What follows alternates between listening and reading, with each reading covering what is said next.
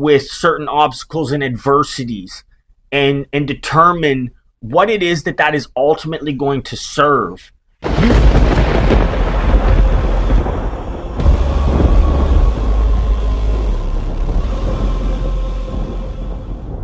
Growth gang, welcome back to another growth talk.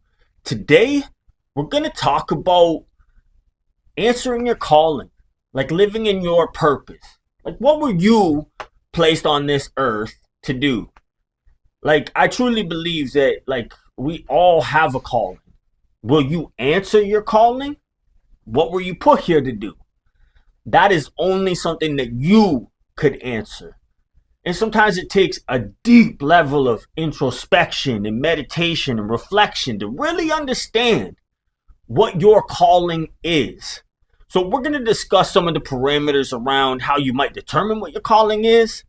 But like it can also definitely evolve.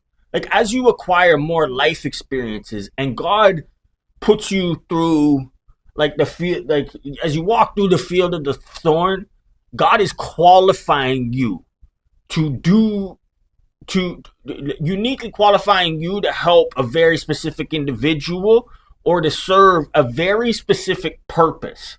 Now, if you're not living in alignment, and like if you're just constantly like distracting yourself and doing drugs, drinking, you know what I mean, procuring shitty relationships, stuff like that, like you will never fully align yourself with the moment of deep introspection it takes to actually know what your purpose is and then actually have the balls to answer your calling. So honestly, like I wish more people knew what they were placed here to do. But so many people are walking around with a blindfold on autopilot, just acting like life is happening to them. But life is happening for you, not to you. And the faster that you can get into why you're being met with certain obstacles and adversities and determine what it is that is ultimately going to serve, you will start to skinny down and understand what it is that you were put here to do.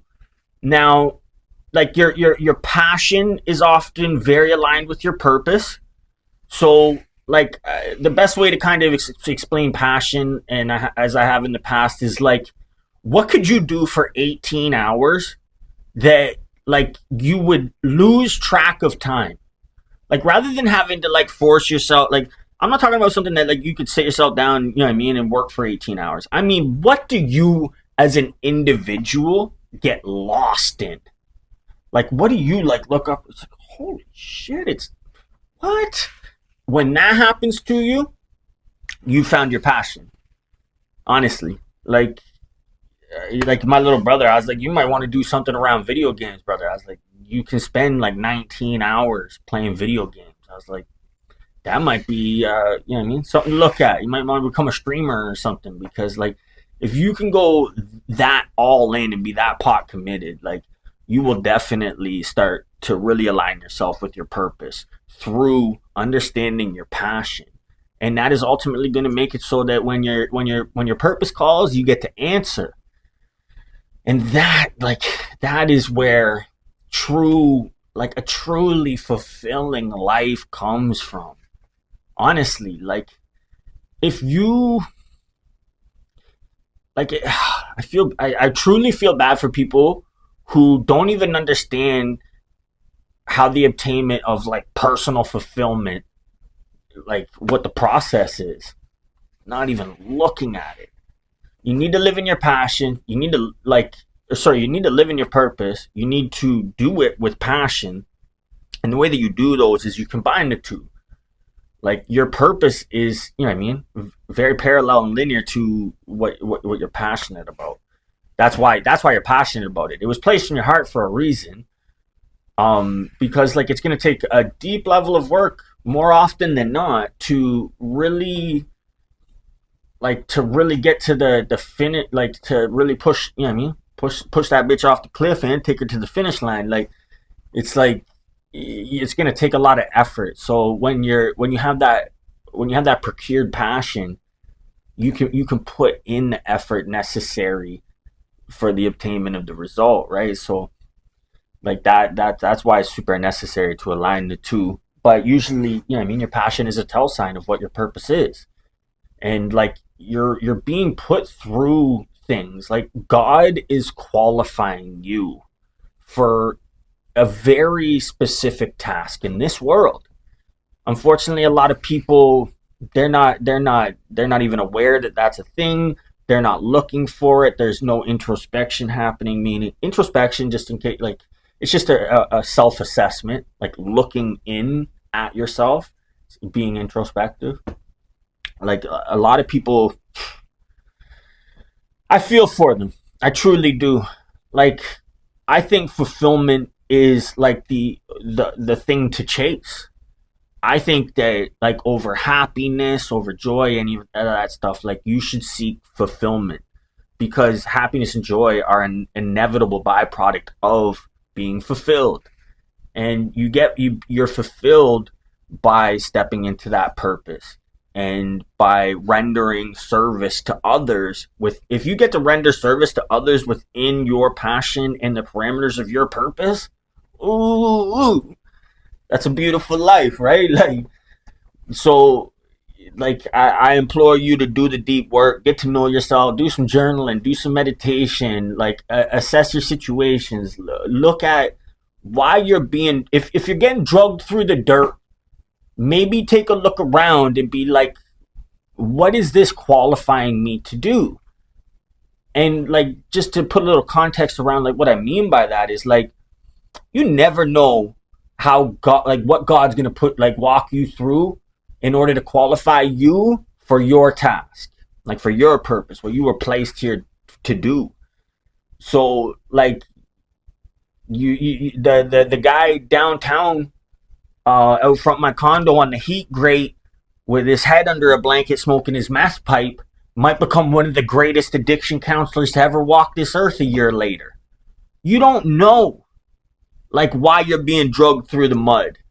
But if you're not boo-hooing and passing blame, and you have that level of accountability, and you're willing to stare, you know what I mean, stare at your like to look directly in your eyes and at your inadequacies, you will figure out what that's for, what purpose that's serving. But if you're one of those guys like, this is happening to me, this is happening to me, and like that happens. Nobody's fucking perfect. But for the most part, you need to realize that you are being met with adversities, hurdles that are going to qualify you to do what you're supposed to do. And like that's a beautiful journey to go on. I encourage you to participate in it. Go for that walk with yourself, man. Life's different when you get to that, when you get to the other side of that. Like when you have that clarity and like that certainty around like your purpose here on this earth, and you know the actionable steps and you can fulfill the mission, oh, you will be fulfilled in ways that like you could never personally understand until you start experiencing that. Like the joy, the happiness, the bliss, it's par none. Like you really can't, like, you can't really like achieve that anywhere else that is sustainable. Like you could, like obviously there's drugs and stuff that can get you to that place. Like it's literally like experiencing the the endorphins of like ecstasy and MDMA on a permanent basis. Like I don't know if you see me, like maybe if you've been watching the growth talk for the last week, you might notice a little bit of a change in my demeanor and in my energy and my attitude. I had an epiphany the other day, and I really now know why you know what I mean, like why things are happening the way that they're happening.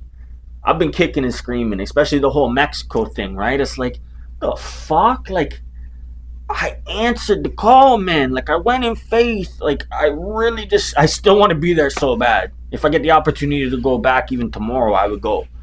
So, it's like I was angry, like, for a little while. Like, literally resenting.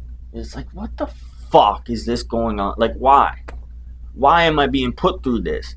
Like, why did I give up, you know what I mean, my level of life here to go, you know what I mean, give everything away, sell everything, and boil it down to a suitcase, go to Mexico, and then have everything that happened just to land back here in my old apartment that I've given to a good friend of mine, who now I'm just sleeping on an air mattress in the fucking living room with my dogs.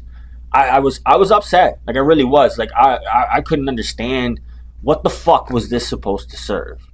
But again, God's gonna drag you through the mud and through the field of thorns in order to qualify you for your unique mission, for your purpose. And I'm happy to say that, like, I finally got clarity on why this has all happened.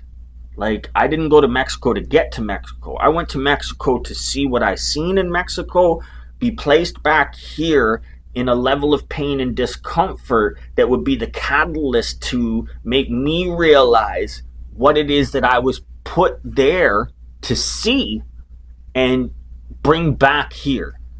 Like, there, you know what I mean, my there was shifts in my awareness, my perspective, and everything that were going to set the stage once I was landed back here and distractions were removed and I was in that place of pain and not understanding what the adversity was supposed to serve. So had me even like deeper diving introspectively. It's like, what is this for? Well, it was to uniquely qualify me for the next chapter of my mission. And the sooner that you can, like, you're always going to feel the pain in the moments when you're being dragged through the mud or walking through the field of thorns, obviously.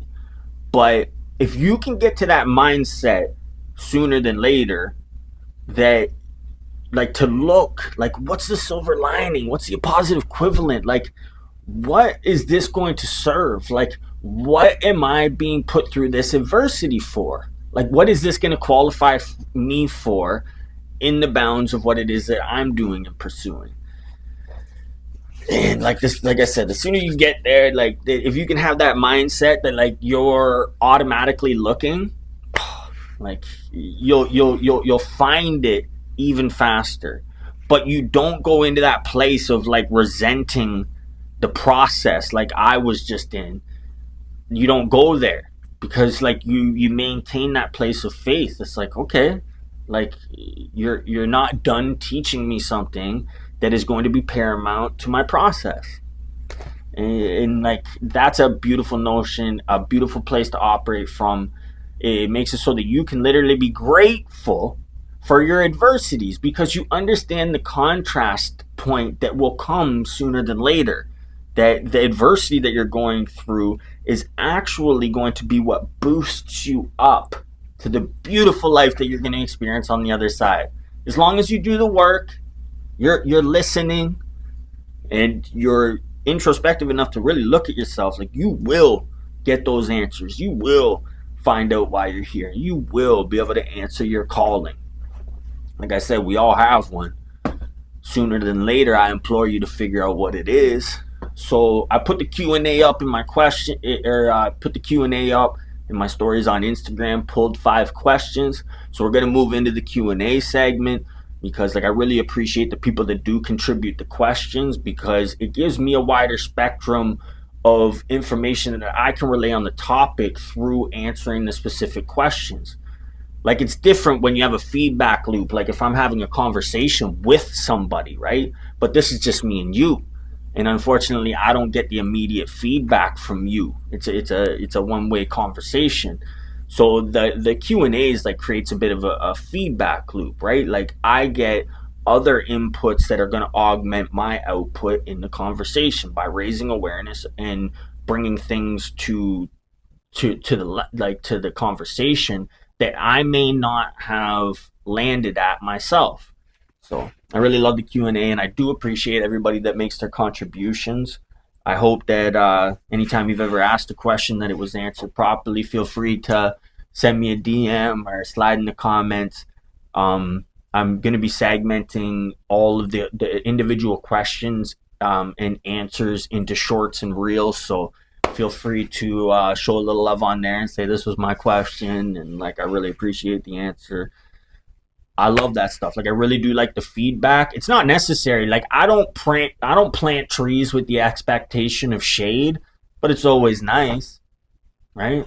Okay, so let's move into it though. We got 5 questions that I pulled from the Instagram story, and I'm gonna try and answer them as concisely as I can. So again, like the topic that we're discussing, just to put the title back on it, is answering your calling. More specifically, what were you put here to do?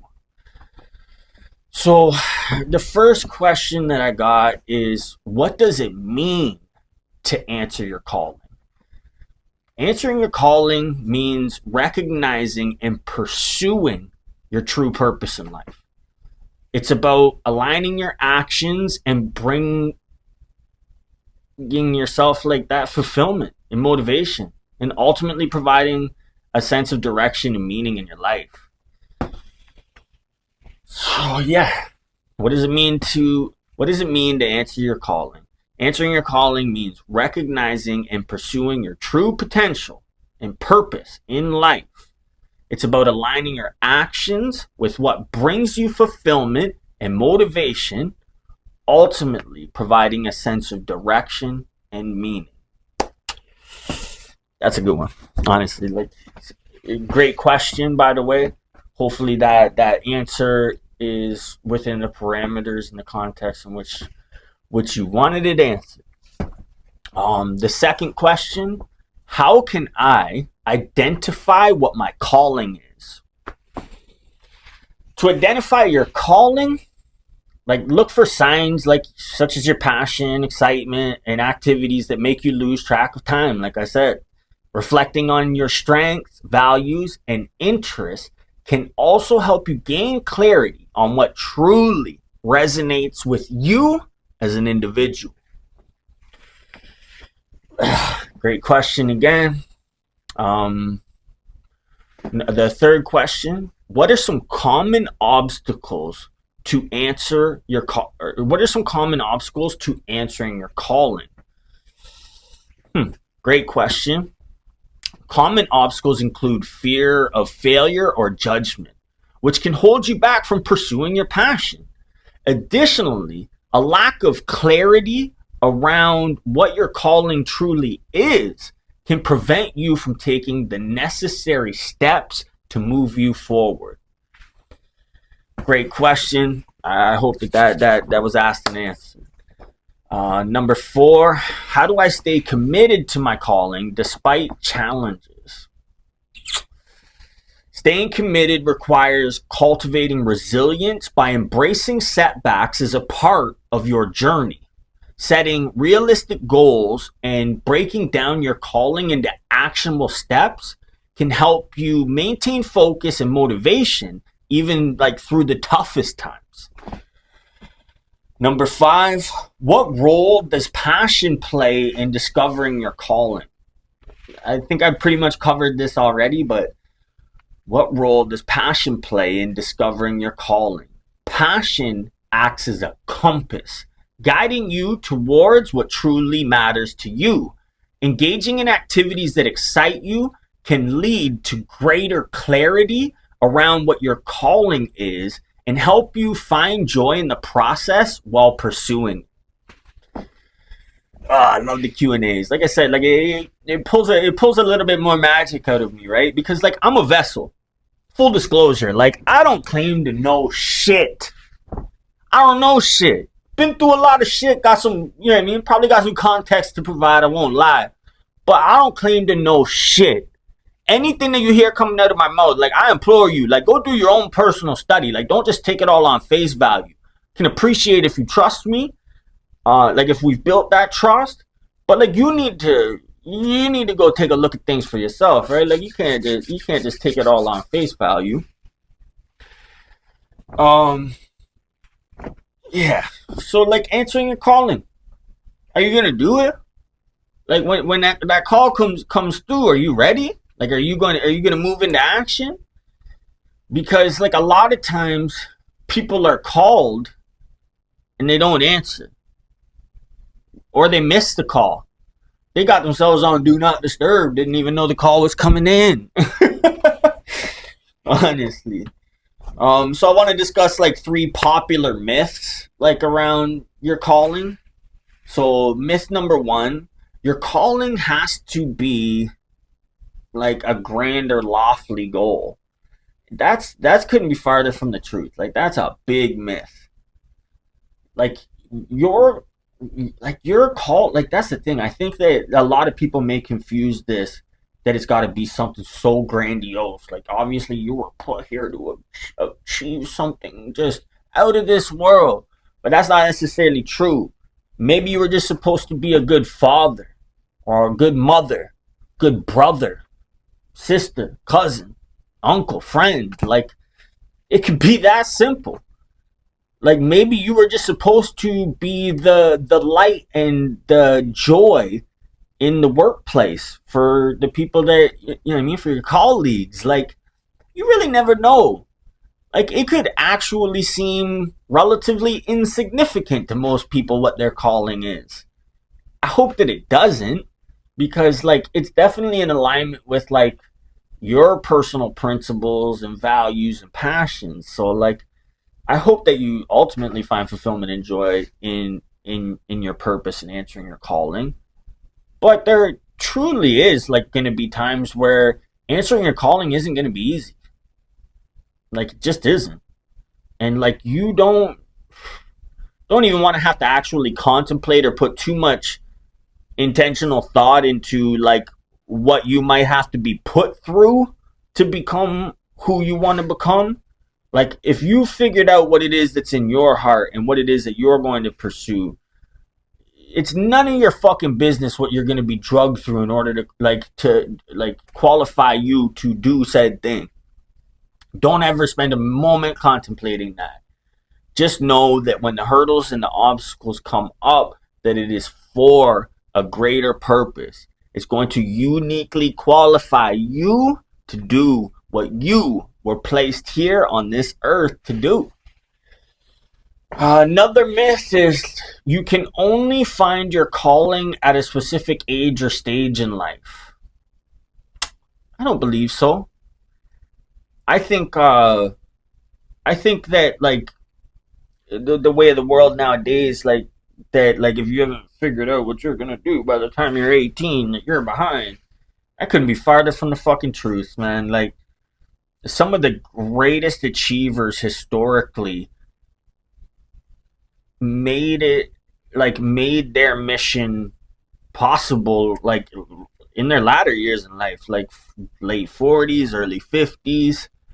Like usually it takes half a lifetime to qualify you to go and do what you're going to do. There's some people who move into it a little bit sooner. Maybe there wasn't such a qualification process, or maybe a lot of the things that are going to qualify you are meant to be interpreted in action. Like maybe you got to move into your purpose and answer that calling like even sooner, and you're being qualified within the process. Some of us kind of stay on the outside of their purpose until we really figure out what it is. But either way, like all in good time. Like I don't think there's a specific age or stage in life. I think if you're 70 years old and woke up with a new mission, like with a mission in your heart, and with that clarity and that passion to fulfill that purpose, well, it's time. The call came in. You never know when the call's coming. Most of us would hope that it comes sooner than later, but you don't know the trials and the tribulations that you're going to have to go through to get to your get to. Right? Like, it's just that simple. Another myth, answering your calling means you'll never face challenges. Well, if you've been listening to me this far, then like we don't even need to elaborate on that too much. Like you're gonna be dragged through the mud. You're gonna be walked through the field of thorns. You're gonna, you know, be beaten, brutally beaten, and just come out of it scarred on the other side, uniquely qualified to do what you were supposed to do. Honestly, and not every purpose and every calling comes with such adversity and hardship. Um, some do. Like I'm happy mine did. Maybe I should put that out there. I'm happy for the adversities and the suffering and everything that I went through, because that's what I went through to get to my get to. So like, I wouldn't trade off anything. It all made me who I am. Like, there's phases of my life and stuff obviously I'm not proud of, things I may not articulate to the grandkids and stuff, but it made me who I am. So like, at the real core of it, like, I'm not ashamed, really not. I've done some things in my life that could call for that, but I don't think that it happened to call for that. Like, it didn't. And like, I don't think I would be, you know what I mean, in alignment the way I am with my purpose if it went the other way. But anyway, so like, let's talk about like 3 common mistakes around today's topic. So a common mistake would be like thinking your calling must align with social expectations, like societal expectations and norms. Oh God, no! Like, God, no! Like, that's why, like, I tell people, like, don't share your passions or your insights into what your purpose may be with others. Like, don't. Like, you were put through things to shape your identity, your belief systems, like you as a whole, to make it so that you even have the aptitude for belief in it. So like, in 9 times out of 10, like, I wouldn't wish the adversities I went through on anybody else if it wasn't for the purpose of qualifying for them for the next stage, like, that I'm about to, in life, that I'm about to experience. But it's just as far as like just the adversities themselves, like, I wouldn't wish that on anybody. Like, I wouldn't. But like, as far as like the societal expectations and norms, like, I don't know. I'm such a rebel when it comes to all of that stuff. Like, I've never had a job. Fuck. Like, was never really big on school. Like, in grade 10, grade 10, I walked up and literally in the middle of class and like my geography teacher, Mr. Schweitzer, I'll never forget. He's up there, like, this is back in the day, right? So they got like the overhead, like the things that project onto the screen that they're like writing on, doing a lesson. So I got walked up, he's writing on the overhead, and I just like kind of interrupted him for a second. So I just want to shake your hand real quick.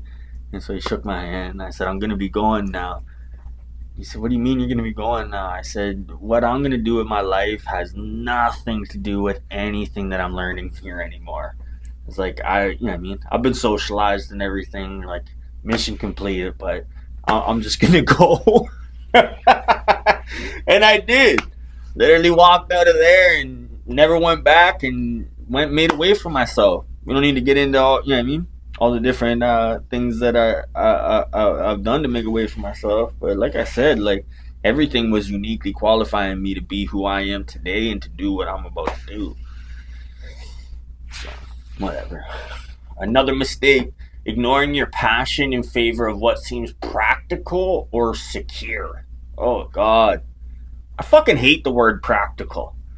Like, the words average and practical offend my constitution in ways you couldn't understand. Like, I'm such a fucking deep end all in guy. It's like, practical? Fuck that. Honestly. Fuck a practical life. Like, if you're that character and that's where you find your fulfillment, then you know what I mean? All the love and you know what I mean? Flowers to you. I'm talking about me. Like, introspectively, like, ugh. I don't know. I don't believe in practical, and fuck secure. Like, nothing is secure. I don't understand where people have gotten this misconception around, like, security. Like, just because you have a job and shit.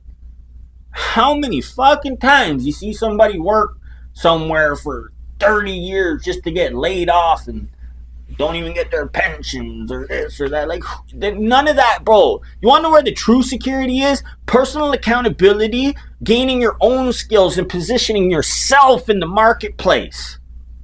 That's fucking security.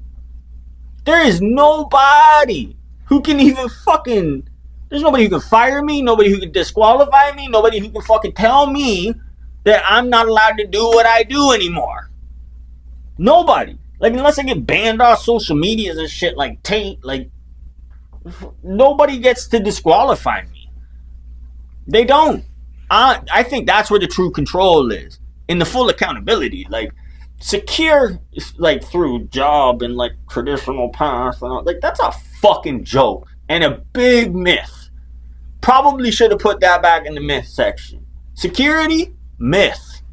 Especially if you're looking at it in the traditional sense of going the traditional road. Like, absolutely not. Especially in 2025, there's way too many entrepreneurs and people like me in the world. You know what I mean? The disruptors, the shakers, the movers, the you know what I mean? The market molders. Like, your job might be extinct 5 years from now. You know what I mean? If I evolve my processes properly, or somebody like me. So, no, there's no security in a fucking job. Honestly, the only security is in, like, full personal responsibility and accountability. Go learn your skill sets. Go position yourself in the marketplace. Like, then you've got some security. Like, because nobody can ever just tell you, like, well, you can't come in today. Can't come do what you do anymore. Sorry, we're letting you go. Like, fuck that.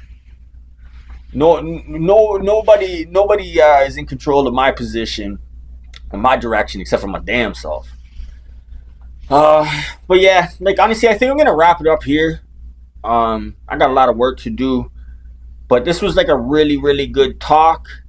I hope that you understand that there are processes to, you know what I mean, really understanding and procuring that passion and stepping into your purpose. And once you gain the clarity and the certainty around what you're going to do, like, you will be ignited and, like, ignited with passion in ways you can't understand. And that's gonna give you the push through so you can get to. You know what I mean? Like, you are gonna go through challenges. You are gonna have your boat fucking rocked. Like, just absolutely fucking rocked. But as long as you know what it serves, it isn't gonna tip you. So who cares? The waves are gonna keep coming up and coming up against you and hitting you. It's all good. Let them mold you into the you that you need to be in order to do what you're supposed to do and achieve what you're supposed to achieve. Your unique purpose. Will you answer your calling when the call comes in? That's all I want to know.